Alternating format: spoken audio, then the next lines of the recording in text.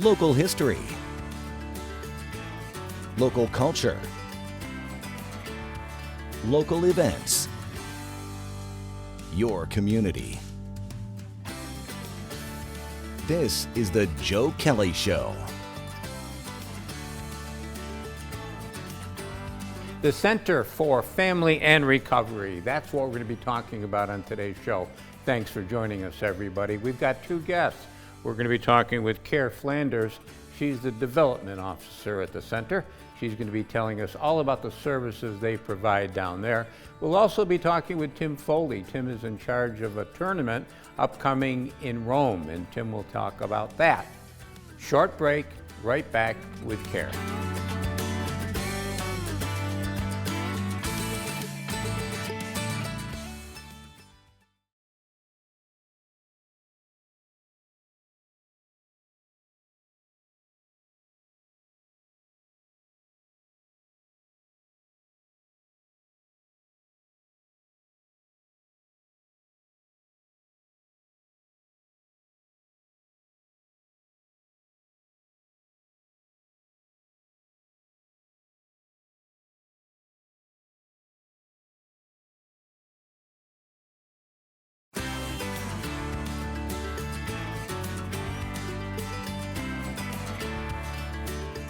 And we're joined by the aforementioned Kerr Flanders, and Kerr has got a big job.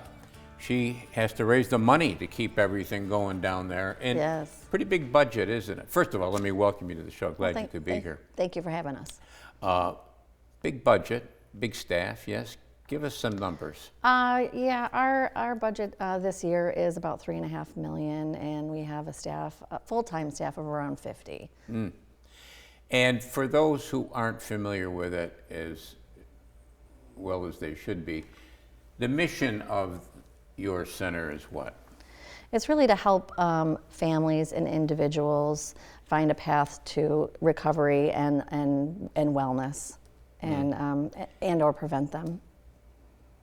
And these are people with addictions. These are people with suicidal thoughts. Yes. Yeah, mental health is a huge thing right now, right? 1 in 4 people have some sort of mental health issue. That drug addiction, suicidal thoughts. Really, you know, we say often on a day-to-day basis, almost sometimes everyone is in recovery for something, right? Mm-hmm. There's something that everyone could use some help with. Mm-hmm. When you talk about these kinds of numbers, we're going to talk with Tim Foley later about the golf tournament. That's a fundraiser for you, but with that kind of a budget, you've got money coming in from other places too, yes? Oh, sure. Yes, we receive a lot of funding from the state, the county, local governments, local granting agencies, plus fundraising. What about the people that you serve? Do they pay fees for this? No, everything is free. So if somebody has a problem, whether it be a alcohol problem, drug problem, they can come down there. And what's the first step? They come down and get evaluated? We do some evaluations. So we are not a treatment center. We really kind of bridge that gap, right? We're there for people to help them find the resources they need to help get into a recovery program, and then we're there for them afterwards to help them maintain that recovery, to help them create community, and really and give back. It seems to me that with whether it be alcohol or suicide or drugs, there's a stigma that attaches itself there. Oh, absolutely. Yeah. Let's talk about the suicide part first. And I don't know if this is good or bad. You know, if somebody commits suicide, their obituary will never say that there was a suicide.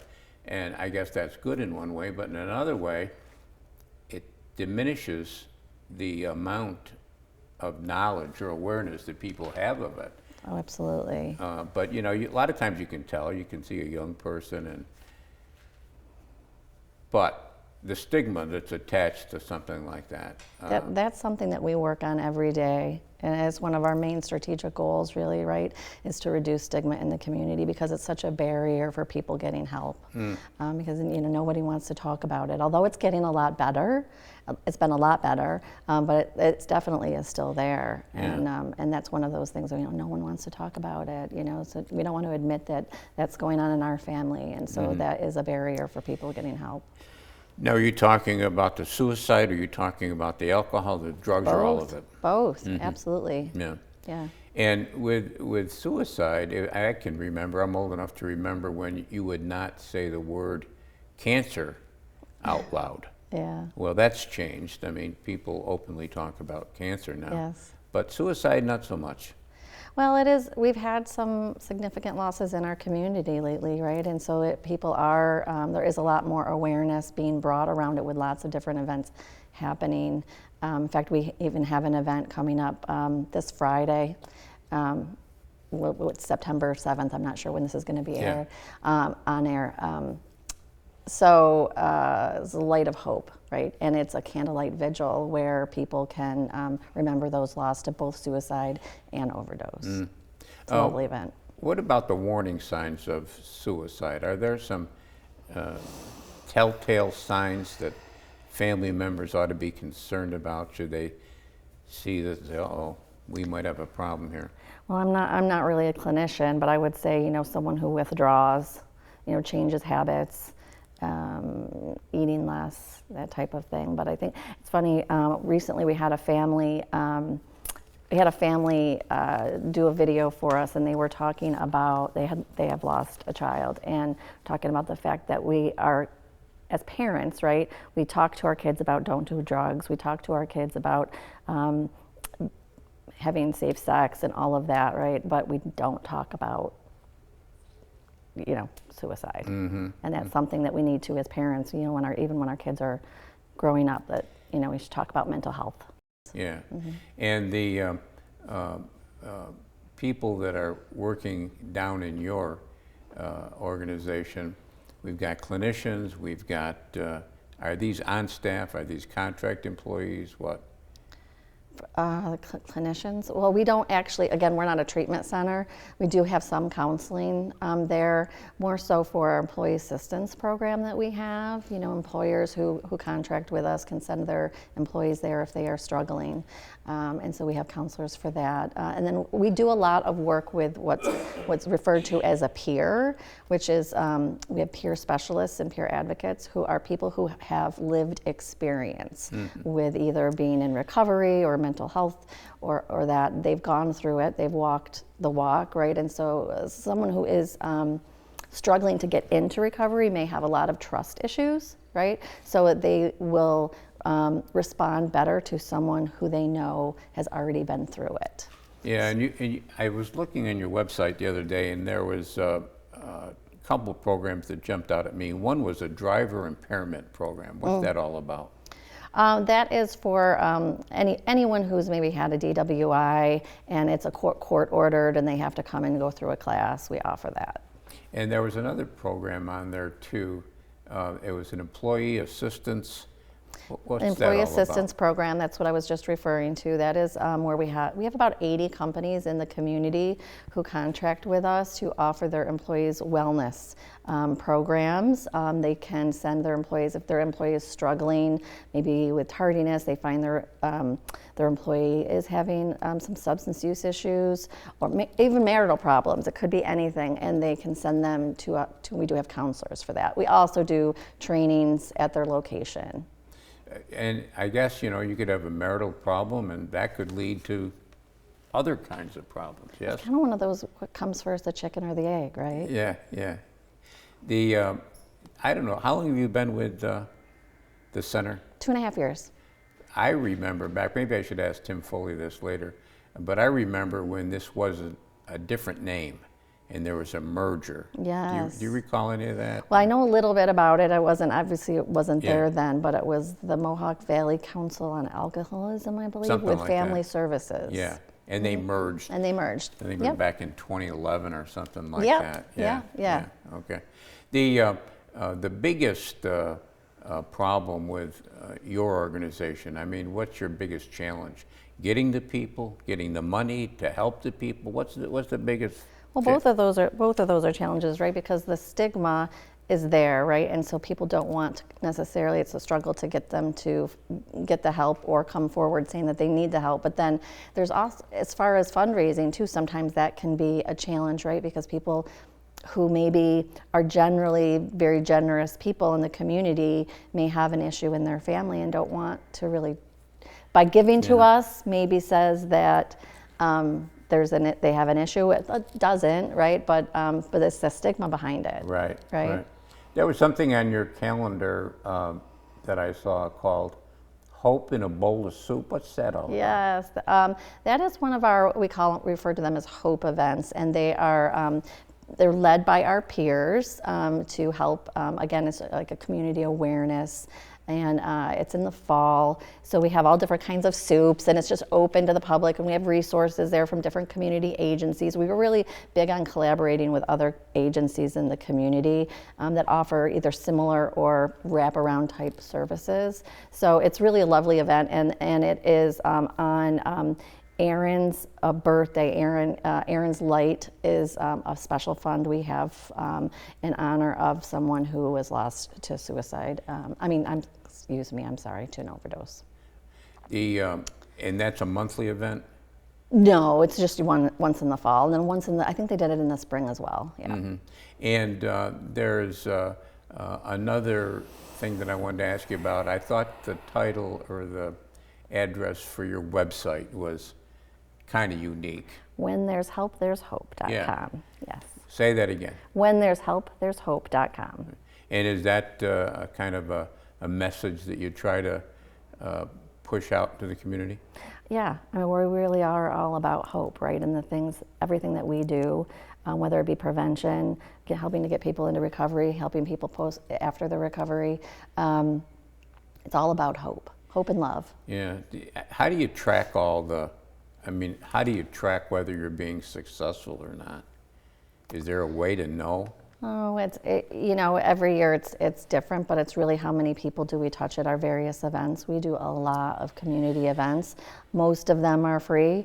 A couple of them are fundraisers for us, but most of them are free. So it's how many people attended our recovery field days and how many people attended a mental health youth day.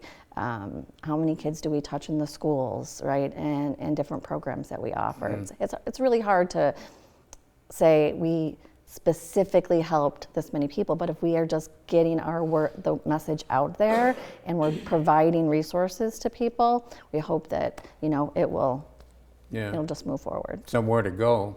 Right. I remember somebody and then we'll wrap it up because we got to bring in Tim, but it was somebody from the Cancer Society said to me years ago, Bob Valenskis, he said, if somebody's diagnosed with cancer, we want them to think of us and say, I'm going to call them and get some help. Same thing with this, right? Same thing. Okay. Yes. Thanks for coming in. Appreciate it. Thanks for having us. All right. Yeah. When we come back, we're going to be talking with Tim Foley. They've got a fundraiser coming up. It's going to be up in Rome. We'll tell you all about that. Short break. Right back.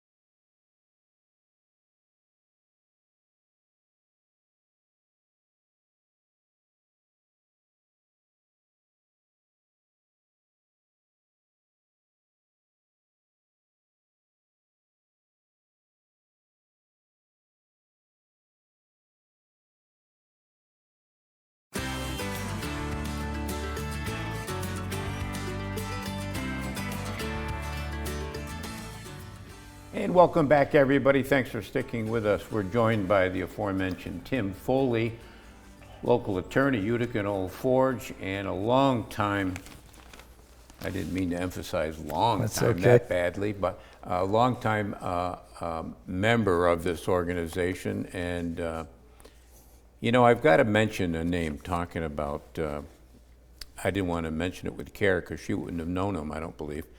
but I remember him well, a good man. He did a lot of work for your organization. That was Paul Dunn. Great guy. Wasn't he though? And he was very, very involved in the history of this organization. If I'd be happy to comment. Yeah, yeah. So the Mohawk Valley Council on Alcoholism was around for a long time. And I became involved with them in 1990, and I was on that board. And the Mohawk Valley Council on Alcoholism did exactly what it says, and it also did addictions. But talking about the stigma, which you were referring to earlier with Kerr, the stigma then was worse than it is now. And so we eventually had alcoholism and addictions because we started to talk about drugs. The great part of the story, and Paul was there from the beginning, was that we were a mom and pop, for want of a better word, charity. And we were hard pressed to stay in business. We merged with Family Services, which was another small agency in Utica, larger than us. And it was around 2011 when that happened. And I was still on the board with the council. And it was hard for both agencies, and we did a lot of work, and we joined. And what happened is why we're here today. The Center for Family Life and Recovery is 6, 7, 8 times the size of those two agencies when we joined them. And we're thriving, and we're growing, and we are the place that people go to when they have a problem with alcohol, addictions, mental illness, and many other issues. And we pride ourselves with that. When did Paul pass away? That's tough for me to remember the exact year, but it was within the last 2 or 3 years Paul died. Yeah. Quite a guy. Yeah, he was, and he did a lot of work for a lot of agencies besides yours. He was on the board. I served on the board up at the United County History Center with Paul for many years. The golf tournament is upcoming. Give us the time, the date, the place. This is a big fundraiser, and it's named in your honor. Which is interesting. That's why I'm wearing this green jacket, because of the golf tournament. So it's the Tim Foley Recovery Classic Golf Tournament. It's Monday, September 23rd at WUTICA in Rome, New York. It's a 4-person scramble. It starts at 8:30 in the morning, and we have a shotgun start at 10 o'clock. There's breakfast, lunch, and it is a fun tournament. And go ahead, Joe. No, you go ahead. When we started the tournament, which is probably now 15, 20 years ago, the whole idea was to show people you can play golf, you can have fun, and you don't have to have alcohol. And so it's always been that type tournament. A lot of food, a lot of fun, a lot of silly things, a lot of games, but real golf. And this year we've actually started something new because we want to attract serious golfers as well as families and people who just want to support the agency. So this year we're going to have a first prize for the best 4-person team, and whoever wins that will get a round of golf at Thundera up in Old Forge for 4 people, and they'll get 4 shirts and 4 hats, and it's a prize worth probably $500 or $600. Mm-hmm. So we're trying to attract teams that like to win tournaments, but we primarily are attracting people that just want to have fun. Yeah. Okay. The money that is raised by this, does it all go back to the center? That's correct. Whatever we raise, and these things there's a lot of golf tournaments, so it's very challenging, and we have great support. We have wonderful sponsors, and we have our volunteers, and we have so many great employees. So not only does it raises money, but what it really does is raises our presence in the community. We hope to reach more people, which is really the goal. Awareness is a big thing. I'm glad you mentioned it, Tim, because there are so many. You talk about a lot of golf tournaments. Well, there's a lot of 501c3s. There's a lot of agency doing good things. Absolutely. It's tough to get your name into that mix. Well, quickly, I'll share with you so I'm a recovering alcoholic and addict, and I'm one of the very lucky people. My last drink was December 28th, 1983. And so, that's a miracle. And I'm an Irish guy, came from an Irish family. I used to own bars, and I'm very lucky to be alive. And the only way that that's true is people in recovery, helping people in recovery. And there are a lot of ways to do that anonymously and also through the Center for Family Life and Recovery and other places. And the stigma is still there, but the stigma is nowhere near what it was when I came in 43 years ago. It took a while for me to get involved with lawyers, helping lawyers throughout the country and the state. It's all very low profile, but nobody really wanted to be known as an alcoholic. I have no problem mentioning that I am, but I respect everybody's anonymity. Is there, when you're an alcoholic, Tim, are you always an alcoholic? Once an alcoholic, always an alcoholic. And I don't want to forget that. And I've seen people with a lot of sobriety, and alcoholic and drug addict, and I am both. And I'm that far away from losing it all. And it's part of the theme of the golf tournament is, if I'm not going to enjoy life without alcohol, without drugs, I'll probably use again. So we're trying to demonstrate to people how much fun life can be. And the golf tournament is just one of many ways for people to enjoy their lives and see that you don't need to get high. You know, when you mentioned that date, 83? 1983. I quit cigarettes in 1982. 82, 83, and I don't mean to compare quitting cigarettes. Quitting cigarettes is a very difficult It was very difficult. And you're a lot older than I am, Joe, so I'm impressed by this. Thank you for pointing that out to people. The thing that I wanted to try to get across is this. It doesn't happen often, but after all these years, the other day, if somebody put a cigarette in front of me, I might have had it. I mean, it just sounded good to me. How about with you? Does that temptation ever come back after all these years? It's a great question, and everybody's different.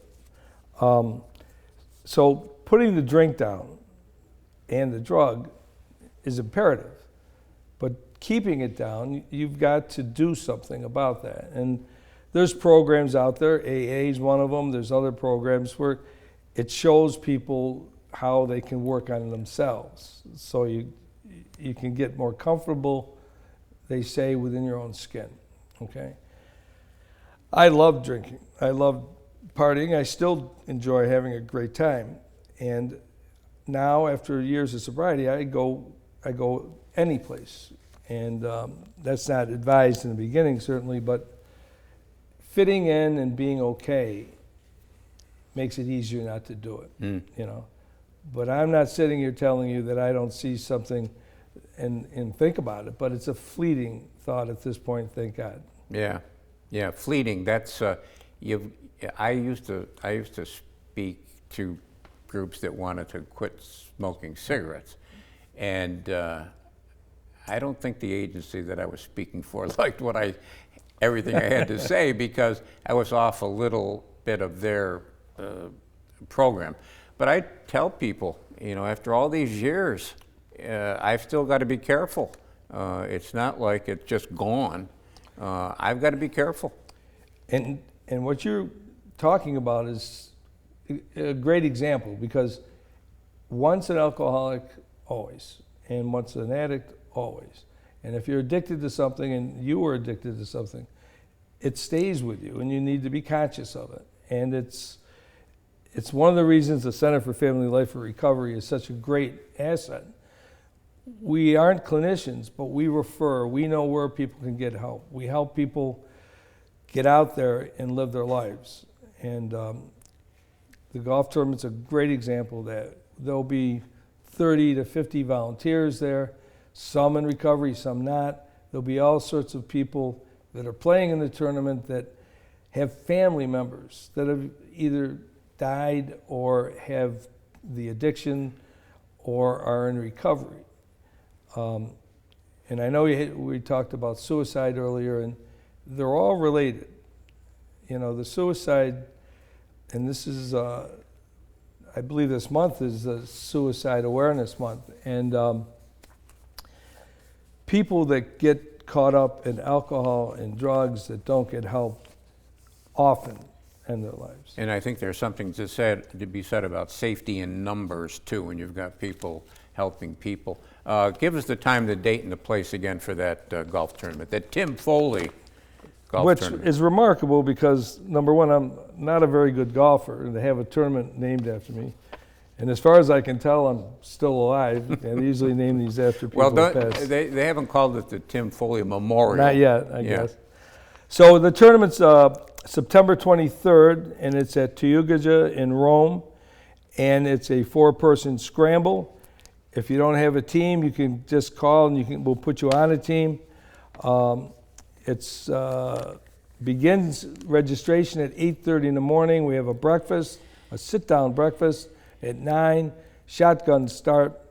And one of the great things about the tournament is not only is it fun, we also know how not to have the awards part drag on. So this tournament will end with a nice lunch, and everyone can go until their afternoons. And if people forget what you just said, they can go on the website, and I looked at it, and I know it's on there, and that's that great website title, Where There's Help, There's Hope.com. Which is a true statement and a great website. Always good seeing you. Good to see you, Joe. Thank you. And that'll do it for us this week. We'll be back next week. We'll do it all again. Don't forget SanWayHomepage.com. Speaking of websites, there's a lot of good stuff there, too. Until next time, take care of yourself, everybody.